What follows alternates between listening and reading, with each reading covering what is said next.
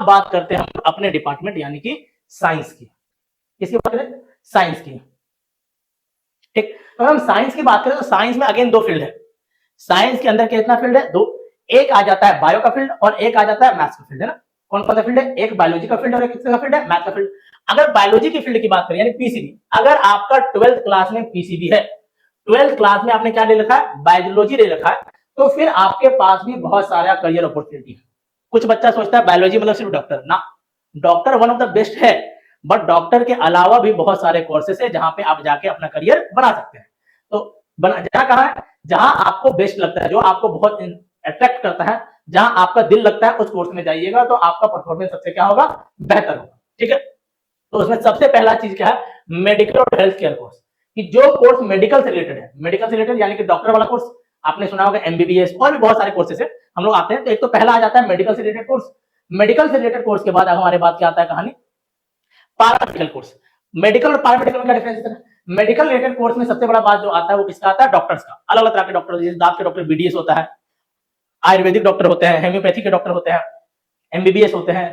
तो वो सारा आ गया आपका मेडिकल के अंदर। और पारामेडिकल क्या है सर?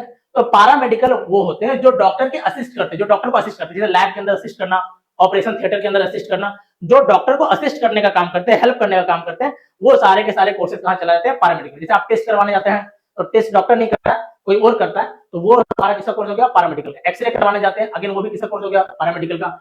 ऑपरेशन थिएटर के अंदर जो डॉक्टर के साथ काम करते हैं, हेल्प करते हैं, वो भी किसका कोर्स हो गया? पारामेडिकल का। तो पारामेडिकल के अंदर बहुत सारे कोर्सेस आते हैं, उन सारे कोर्सेज के बारे में हम आगे जाके बात करेंगे। ठीक है, फिर आता है agriculture, one of the most demanding course. Agriculture, agriculture अभी के टाइम का बहुत ही डिमांडिंग कोर्स है।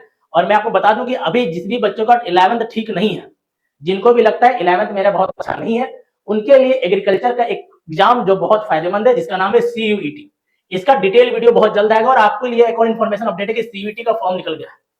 अगर आपको नहीं पता तो सीयूईटी का फॉर्म निकल गया है, 1 तारीख से फॉर्म भरा रहा है, इस मंथ तक फॉर्म भरा जाएगा। और सीयूईटी इंडिया का एक ऐसा एग्जाम है जिसमें सिर्फ 12th पूछा जाता है, क्वेश्चन नहीं आते, बट एग्जाम के पैटर्न में चेंज हुआ है। जो पिछले साल एग्जाम का पैटर्न था वो इस साल बदला है। क्या अपडेट हुआ है सीयूईटी के, हम लोग सेमिनार में बात करेंगे। लेकिन हाँ, चीजें बदली हैं, पिछले साल की तुलना में चीजें बदली हैं, ये आपको पता होना चाहिए। सीयूईटी का फॉर्म आ चुका है।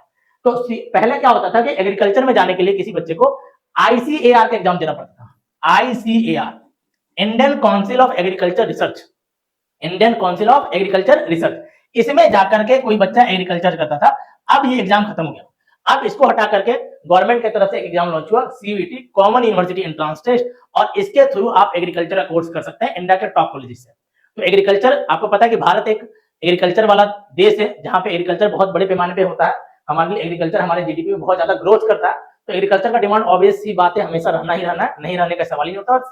दर साल बर साल ये क्या हो रहा है? लगातार बढ़ रहा है। तो चूंकि ये बढ़ रहा है, तो इसलिए जाकर के हम लोग के लिए एग्रीकल्चर एक डिमांडिंग कोर्स है। देखिए, ये तो हम पीसीबी के लिए बता रहे हैं, बट एग्रीकल्चर मैथ का बच्चा भी कर सकता है। बहुत बार बच्चों को मैथ में डाउट होता है कि हमारा मैथ से तो हम एग्रीकल्चर कर सकते हैं कि नहीं कर सकते हैं, मैथ वाले एग्रीकल्चर करते नहीं है। तो ये इन्फॉर्मेशन बिल्कुल गलत है। आपका चाहे मैथ हो, चाहे आपका क्या हो, बायो हो, कोई भी फील्ड आपका हो, आप एग्रीकल्चर का कोर्स कर सकते हैं। क्लियर बात? ठीक है, चलिए दूसरा अगला क्या है? Veterinary doctor. वेटनरी डॉक्टर कौन होते हैं? डॉक्टर, वेटनरी डॉक्टर कौन होते हैं? जो एनिमल्स के डॉक्टर होते हैं ना, जो भी जानवर हैं, जो भी पेट्स हैं आपके, जो भी जानवर हैं, उनके जो डॉक्टर होते हैं उनको वेटनरी डॉक्टर कहा जाता है। तो अगेन वहां भी एक करियर अपॉर्चुनिटी है। और भी कुछ कुछ नए नए कोर्सेज लॉन्च हुए हैं, जैसे बायोटेक्नोलॉजी हो गया, इन्वायरमेंटल साइंस हो गया, उसके बाद और भी नए नए कोर्सेज आए हैं इसी मेडिकल को पिछले कुछ सालों में, वो भी कोर्सेज स्टार्ट हुए अलग अलग यूनिवर्सिटी में, उसके बारे में भी आगे बात करेंगे। ये निचोड़ मैंने आपको बताया कि अगर आप मेडिकल बायो रखे हुए हैं, क्या रखा है आपने? बायो। तो बायो से इन मेन फील्ड में जा सकते हैं। एक मेडिकल का फील्ड हो गया, एक पैरामेडिकल का फील्ड हो गया, एक एग्रीकल्चर और लाइफ साइंस का फील्ड हो गया, एक वेटरनरी का फील्ड हो गया, और फिर जाकर के कुछ एलाइड कोर्सेज है उनका फील्ड हो गया। इन फील्ड में जाकर के आप अपना करियर क्या कर सकते हैं? बना सकते हैं। आगे अपने सेमिनार को हम बढ़ाते हैं आगे। ये हमने आपको थोड़ा सा बेसिक आइडिया दिया किसका? बायो का। अब देखिए थोड़ा डिटेल में चलते हैं। बहुत बच्चा बोलता है सर बायो में स्कोप ही नहीं है, बायो में बहुत कम स्कोप है, एक ही स्कोप है। आज सबका भ्रम टूटने वाला है। आज सबके भ्रम से आपके सामने से जो पर्दा है वो उठने वाला है कि कितना सारा आपके पास स्कोप है। बस आपके अंदर लगनशील होना चाहिए, आपको आप मेहनती होने चाहिए, आपके अंदर कुछ कर गुजरने की क्षमता होनी चाहिए, आपके अंदर वो होना चाहिए डेडिकेशन कि यार मेरे को करना है। दुनिया बोले भाड़ में जाए दुनिया, लेकिन मेरे को करना है, मतलब करना है। वो लगनशील अगर आप हैं, वो मेहनत करने के लिए आप रेडी हैं, तो बहुत सारा स्कोप है भाई। इतना सारा स्कोप है कभी नहीं जाएगा कोई इतना। तो सबसे पहले शुरू कर दीजिए, सबसे पहला जो सबसे ज्यादा क्रेज है जिसका इंडिया में, जो है एमबीबीएस, जिसके लिए किसका एग्जाम होता है? नीट का। आपने ऑलरेडी सुन रखा होगा नीट। फॉर्म भी आया हुआ है, अगर नहीं भरा है तो 7 मार्च तक नीट का लास्ट डेट है, जरूर फॉर्म फिलअप करिए, क्योंकि नीट से सिर्फ एमबीबीएस ही नहीं, बहुत सारे कोर्सेज में एडमिशन मिलता है। इवन नीट का जो लो स्कोर होता है उससे आप नर्सिंग में जा सकते हैं, पैरामेडिकल में जा सकते हैं, बहुत सारे मेडिकल कॉलेज में अगर आप नर्सिंग करना चाहते हैं, देखिए मेडिकल कॉलेज में मेडिकल की पढ़ाई नहीं होती, वहां नर्सिंग भी होता है, पैरामेडिकल भी होता है, तो वो भी अपने कॉलेज में एडमिशन लेने के लिए नीट के स्कोर का यूज करते हैं। तो नीट के स्कोर को हल्के में मत लीजिएगा कि सर 720 में 700 आएगा, 600 आएगा तभी मेरा कुछ होगा। अगर 600 आ गया तो बेस्ट है, फिर तो आपको क्या आसानी से कोई गवर्नमेंट मेडिकल कॉलेज में एमबीबीएस मिल जाएगा, बाकी सारे अलग अलग तरह के डॉक्टर के डिग्री वाले कोर्सेज मिल जाएंगे। बट अगर नंबर कम भी आ गया तो निराश होने की जरूरत नहीं है, वो कम नंबर भी आपके लिए बहुत ही फायदेमंद है। जैसे आपने देखा ना, लकड़ी को अगर जलाएं, किसको जलाएं, लकड़ी को, तो लकड़ी को जला के खाना बनता है, और फिर लकड़ी को जलाने के बाद एक कोयला बनता है जिसको कहते हैं लकड़ी का कोयला, और वो फिर फायदेमंद होता है, वो फिर जला ले सकते हैं आप।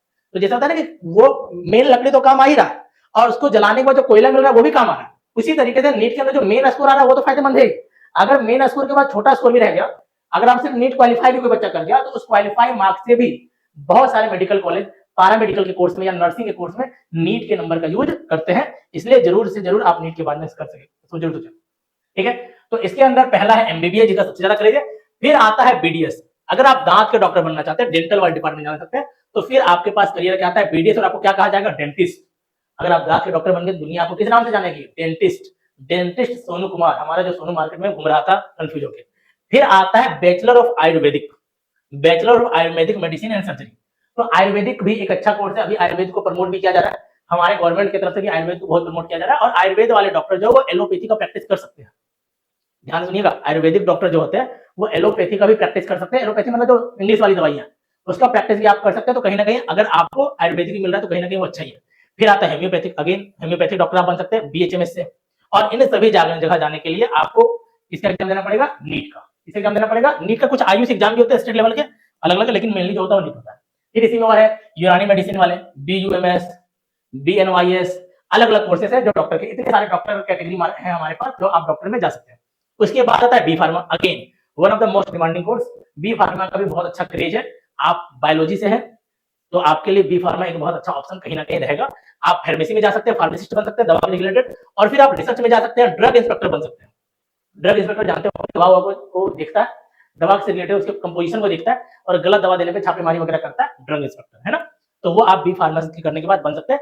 उसके बाद अगेन जो बहुत प्रमोट हुआ है डॉक्टर के बाद एक और, जो है बीएससी नर्सिंग। जब से कोविड निकला है तब से हमारे इंडियन गवर्नमेंट ने सभी जगह पे अपने हेल्थ केयर को और अपडेट करने का प्रयास किया, और नतीजा ये हुआ कि जो सपोर्टिंग स्टाफ है, जो सपोर्टिंग लोग थे, उनकी हायरिंग बढ़नी स्टार्ट हुई और उनका कहीं ना कहीं क्रेज बढ़ना स्टार्ट हुआ।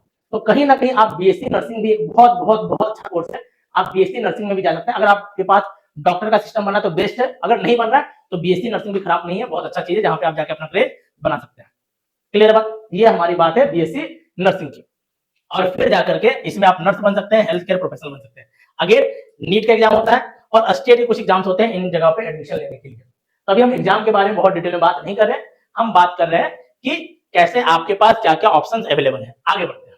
अब आता है पारा मेडिकल, अगेन पारा मेडिकल बहुत बड़ा फील्ड, बहुत बड़ा डिपार्टमेंट, एक बार में एक्सप्लेन करना पॉसिबल भी नहीं है, फिर भी कुछ कुछ मेन चीजों को हमने कवर करने का प्रयास किया। देखना डॉक्टर ये है, ये भाई साहब डॉक्टर है जो ये कर रहे हैं, और बाकी सारे जो बंदे वो पारामेडिकल वाले लोग हैं। बाकी सारे कुछ डॉक्टर ट्रेनिंग भी हो सकता है, और बाकी सारे मेनली जो होते हैं वो पारामेडिकल के लोग होते हैं जो डॉक्टर को असिस्ट करते हैं। तो इसके अंदर कौन कौन आता है, फिजियोथेरेपिस्ट आ जाता है, ऑक्यूपेशनल थेरेपी आता जाता है, तो अलग अलग कोर्सेज है ना, अलग अलग हमारे पास पारामेडिकल के कोर्सेज है। इसमें वेटनरी डॉक्टर भी आ जाता है, और लैब टेक्नीशियन आता है जो लेबोरेटरी को पूरा संभालता है, जो आपके एक्सरे वगैरह को देखता है, रेडियोलॉजिस्ट और इमेजिंग टेक्नोलॉजिस्ट आ जाता है। तो अलग अलग कोर्सेज है। इसमें बीएमएलटी का बहुत अच्छा क्रेज है, रेडियोलॉजी का अच्छा क्रेज है, इनका क्रेज थोड़ा सा अच्छा है, बाकी चीजें भी है, ये भी बीओटी भी ठीक है, बीपीटी भी अच्छा कोर्स है। ये सारे कोर्सेज अच्छे कोर्सेज हैं जहां पे आप अपना करियर देख सकते हैं, ठीक है। इन सभी कोर्सेज में आप अपना करियर बहुत अच्छे तरीके से क्या कर सकते हैं, देख सकते हैं। आगे बढ़ते हैं। और भी जो है ये सारे कोर्स देख रहे हैं, ये सारे के सारे कोर्सेज जो आपको लिखे हुए दिख रहे हैं, फॉरेंसिक साइंस हो गया, न्यूट्रिशन हो गया, उसके बाद जाकर के एनेस्थीसिया हो गया, ऑपरेशन थिएटर हो गया। तो ये सारे के सारे कोर्सेज जो है वो पारामेडिकल के अंदर आते हैं, और आप पारामेडिकल का कोर्स करके इन सभी कोर्सेज करके अपना करियर क्या कर सकते हैं, बना सकते हैं। ठीक है, ये सारे कोर्सेज ये अभी हम बहुत डिटेल में नहीं जाएंगे, बस आपको एक आइडिया दे रहे हैं। बाकी हम एक एक करके कोर्स को आगे उठाएंगे कि अगर वो कोर्स करना है तो कौन से एग्जाम्स आपको देने होंगे, उन एग्जाम का पैटर्न क्या होगा, इंडिया के कौन से बेस्ट कॉलेज है उन कोर्सेज के लिए, अगर वहां कोर्स करते हैं तो क्या आपका सैलरी होगा, कितना आपको इनकम मिलेगा, इन सभी बातों के बारे में बात करेंगे हम लोग आने वाले सेमिनार्स में। और देखिए इसके लिए एग्जाम होता है एम्स का, एम्स के अंदर नर्सिंग पैरामेडिकल एग्जाम होता है और जिपमर का एग्जाम होता है। और भी कुछ स्टेट एग्जाम्स होते हैं पैरामेडिकल को देने के लिए। एक तो एम्स का खुद का एग्जाम होता है, दूसरा जिपमर का एग्जाम होता है, और स्टेट के जो एग्जाम्स होते हैं स्टेट लेवल के, जैसे बिहार में बीसीईसी, तो बीसीईसी का एग्जाम जो होता है बायोलॉजी वाले बच्चों के लिए, वो पैरामेडिकल कोर्सेस एग्रीकल्चर और वेटनरी के लिए होता है। ठीक है, तो उनमें एडमिशन लेने के लिए आप एग्जाम दे सकते हैं पैरामेडिकल के लिए। ठीक है, तो उसमें आपको तैयार करना पड़ेगा। अगला आता है एग्रीकल्चर। अगला कौन सा डिपार्टमेंट? एग्रीकल्चर। अच्छा, हम फिर से बता दें, एग्रीकल्चर पीसीबी का बच्चा भी कर सकता है, पीसीएम का बच्चा भी कर सकता है, और एसीबी का बच्चा भी कर सकता है। ये 3 तरह के बच्चे एग्रीकल्चर का कोर्स कर सकते हैं। 3 तरह के बच्चे। ये सर यही कौन है? अगर आपका फिजिक्स केमिस्ट्री बायो है, क्या है? फिजिक्स केमिस्ट्री बायो है, तो आप एग्रीकल्चर कर सकते हैं। अगर आपका फिजिक्स केमिस्ट्री मैथ है, फिजिक्स केमिस्ट्री मैथ से मेरे को ध्यान आ रहा है, इसमें बात एससीपी का स्टूडेंट है जिसका पंजाब एग्रीकल्चर यूनिवर्सिटी में सीवीटी के थ्रू एडमिशन हुआ है, और पंजाब एग्रीकल्चर यूनिवर्सिटी इंडिया का टॉप 3 कॉलेज में से आता है एनआईआरएफ रैंकिंग में, national institute of ranking framework में तीसरा कॉलेज में आता है पंजाब एग्रीकल्चर यूनिवर्सिटी। वहां पे इसी साल एससीपी का एक बच्चा गया है सीवीटी के साथ थ्रू, उसमें एग्जाम देकर के एग्रीकल्चर इंजीनियरिंग में मैथ का बच्चा था, इसका स्टूडेंट था मैथ का। तो इसलिए आप बायो वाले भी जा सकते हैं, फिजिक्स केमिस्ट्री मैथ वाले भी जा सकते हैं, और एक और ब्रांच होता है जो बहुत बच्चों को नहीं पता है, एग्रीकल्चर केमिस्ट्री बायो। 12th में आप एग्रीकल्चर केमिस्ट्री और बायो रख के भी आगे बढ़ सकते हैं, वो बच्चे भी एग्रीकल्चर में जा सकते हैं। क्लियर है बात? ये 3 तरह के बच्चे एग्रीकल्चर कोर्स के बारे में जाते हैं, और ये बहुत बहुत अच्छा कोर्स है यार। अभी एग्रीकल्चर के बारे में बात करें तो एक ऐसा डिपार्टमेंट है जहां पे प्राइवेट जॉब तो है ही, इसके साथ साथ गवर्नमेंट जॉब का भी भरमार पड़ा हुआ है, सिर्फ बिहार में नहीं, हर स्टेट में। क्यों? कृषि प्रधान देश है, और जब कृषि प्रधान देश है तो कृषि प्रमोट होगा ही होगा, और जब कृषि प्रमोट होगा, एग्रीकल्चर प्रमोट होगा, तो एग्रीकल्चर को प्रमोट करने के लिए लोग तो चाहिए, इसलिए एग्रीकल्चर का डिमांड बढ़ने ही वाला है विदाउट एनी डाउट। अब एग्रीकल्चर के अंदर भी बहुत सारे डिपार्टमेंट है। पहले आता है एग्रीकल्चर, जो कि मदर है, जिसके अंदर सारा डिपार्टमेंट आ जाता है, सब कुछ एग्रीकल्चर के अंदर सब कुछ आ जाता है। जैसे आपका हो गया क्या कहते हैं, मछली पालन हो गया, डेयरी हो गया, फॉरेस्ट्री हो गया, हॉर्टिकल्चर हो गया, ये सारा का सारा मिलावट है एग्रीकल्चर में, मेन हो गया। और फिर उसी में कुछ स्पेशलाइजेशन भी है, जैसे बीटेक एग्रीकल्चर इंजीनियरिंग है, अगर आपका मैथ है तो आप इंजीनियरिंग भी कर सकते हैं। ये सिर्फ इसलिए मैथ वाले बच्चों के लिए, ये सिर्फ किसके लिए? मैथ वाले बच्चों के लिए एग्रीकल्चर इंजीनियरिंग कर सकते हैं, एग्रीकल्चर इंजीनियर बन सकते हैं, इरिगेशन इंजीनियर बन सकते हैं, और यहाँ पे एग्रीकल्चर के आप साइंटिस्ट बन सकते हैं, अलग अलग डिपार्टमेंट में आप जा सकते हैं, करियर बना सकते हैं अगर आपने एग्रीकल्चर कर रखा है तो। ठीक है, दूसरा हॉर्टिकल्चर। हॉर्टिकल्चर क्या होता है? जो पेड़ पौधा, जो खाने वाले और जो नहीं खाने वाले पेड़ पौधे हैं, उनके बारे में जो पढ़ाई होता है वो आ जाता है हॉर्टिकल्चर। बागवानी समझते हैं ना, बागवानी, वही बागवानी आ जाता है हॉर्टिकल्चर में। हम मोटा मोटी बता रहे हैं, डिटेल में नहीं जा रहे। फॉरेस्ट्री मतलब जंगल, फॉरेस्ट के बारे में सारा का सारा पढ़ाई है, फॉरेस्ट को रख रखाव, उसको बचाने से लेकर के, उसको मैनेज करने से लेकर, उसके यूजेस को लेकर के सारा का सारा जो पढ़ाई होता है वो कहाँ हो जाता है? फॉरेस्ट्री में।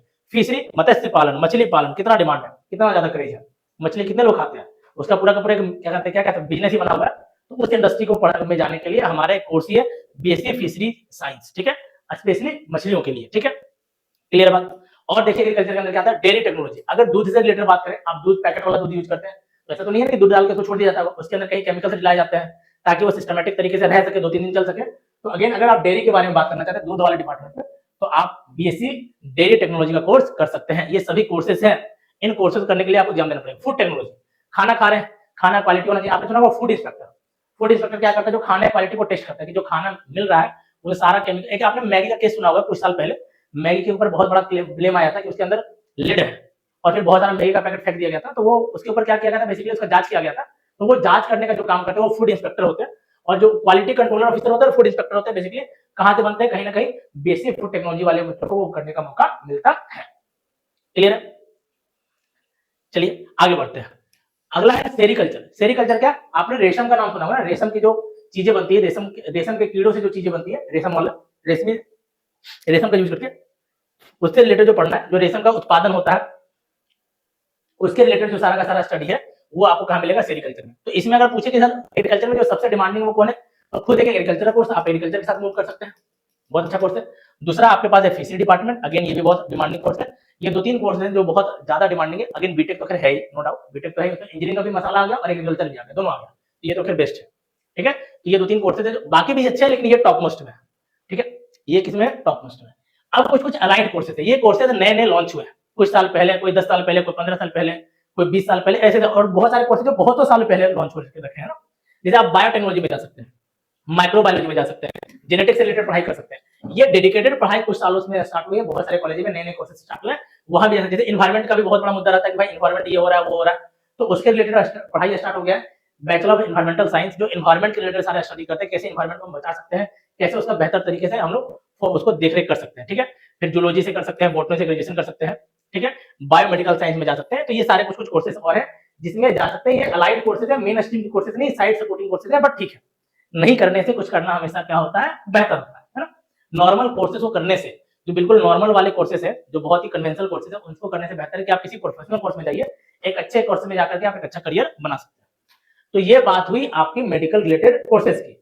अब उन कोर्सेज को करने के लिए देखिए इंडिया में इतना सारा एग्जाम होता है, ये सारे एग्जाम के लिस्टेड अभी पूरा नहीं है। हमने क्या लिखा, स्टेट लेवल एंट्रेंस एग्जाम, अब हर स्टेट का अपना अपना एग्जाम होता है, तो सोचिए कितना सारा एग्जाम आ जाएगा, कितना सारा एग्जाम है। लेकिन अगर आपको एमबीबीएस करना है, ये कोर्स करना है, तो इसके लिए इंडिया में तो एक एग्जाम है, कौन सा, नीट यूजी का। इसका एग्जाम है नीट यूजी का। उसके अलावा नर्सिंग करने के लिए, पैरामेडिकल करने के लिए, इन दोनों करने के लिए स्टेट लेवल के बहुत सारे एग्जाम्स होते हैं। नर्सिंग और पैरामेडिकल करने के लिए स्टेट लेवल के बहुत सारे एग्जाम है, उनको देकर के आप नर्सिंग पैरामेडिकल हो जा सकते हैं। बी फार्मा का अपना एग्जाम होता है, नर्सिंग का भी एग्जाम होता है। अगर एम से नर्सिंग करना चाहते हैं तो अपना मेडिकल एग्जाम होता है, बहुत सारे एग्जाम है। एग्रीकल्चर इंजीनियरिंग आप जेईई मेंस के स्कोर से भी कर सकते हैं, ठीक है। और भी कुछ कुछ एग्जाम है। और अगर आप सीयूटी अभी के टाइम में तो बहुत क्रेजी वाला एग्जाम है, ये थोड़ा सा इन्फॉर्मेशन को हटा दीजिए। आईसीआर अब बंद हो गया, पहले होता था, आईसीआर अब बंद हो गया, ये थोड़ा सा मिस्टेक है, ये पुराना निकला है। तो अब ये एग्जाम होता नहीं है। अब एग्रीकल्चर करने के लिए हमारे पास किसका ऑप्शन है, सीयूटी का। तो सीयूटी से ही एग्रीकल्चर होगा। अगर किसी बच्चे को एग्रीकल्चर करना है तो सिर्फ क्या करना होगा, सीयूटी का एग्जाम देना होगा। उसी के नंबर के बेसिस पे, सीयूटी बहुत बड़ा एग्जाम है, बहुत बड़ा अपॉर्चुनिटी है। जब सीयूटी का हम सेमिनार करेंगे तब जानने का, समझने का प्रयास करेंगे कि सीयूटी का एक एग्जाम कितना सारा आपके लिए ऑप्शन खोलेगा, कितना सारा आपके लिए ऑप्शन खोलेगा, उसके बारे में देखेंगे। तो अभी तत्काल आप समझिए कि एग्रीकल्चर का एक ही रास्ता कौन है, सीयूईटी, उसी के थ्रू आप एग्रीकल्चर कर सकते हैं। क्लियर है बात, आगे बढ़ते हैं। ये बात हुआ बायोलॉजी वाले बच्चों का, ठीक है। और ये कुछ फ्लो चार्ट है जिसको हमने समझाया, वही फ्लो चार्ट के माध्यम से यहाँ दिखाने का प्रयास किया गया। आप देखिएगा, बाद में स्लाइड आपको अवेलेबल हो जाएगा। आप उसी चीज को बस समझाया कि बीएमएस का कोर्स है, पहले बैचलर करिए, फिर मास्टर कर लीजिए।